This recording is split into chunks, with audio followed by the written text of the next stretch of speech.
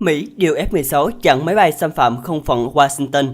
Vâng thưa các bạn, các quan chức nước Mỹ cho biết trưa ngày 7 tháng 6, hai chiếc đấu cơ F-16 đã được điều động để hộ tống một chiếc máy bay nhỏ ra khỏi không phận bị hạn chế ở thủ đô Washington.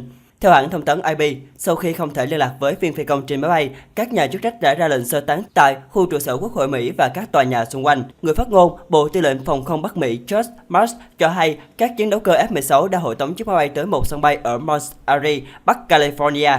Nhân viên thuộc cơ quan mật vụ Hoa Kỳ đã tới làm việc với viên phi công. Người phát ngôn Cục Quản lý An ninh Vận chuyển Rod Price viết trên Twitter rằng viên phi công đã rất bối rối. Chiếc máy bay khởi hành từ West Georgia, bang Massachusetts.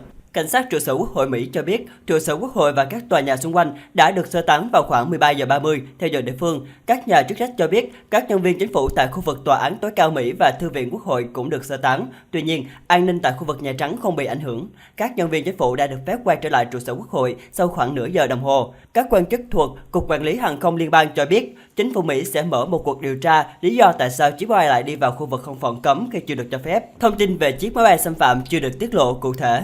Trước đó, vào tháng 9 năm 2013, các chiến đấu cơ F-16 của Mỹ đã xuất kích để ngăn chặn ít nhất 3 máy bay nhỏ xâm phạm không phận tạm thời bị hạn chế ở New York khi diễn ra kỳ họp thứ 68 của Đại hội Hội đồng Liên Hợp Quốc.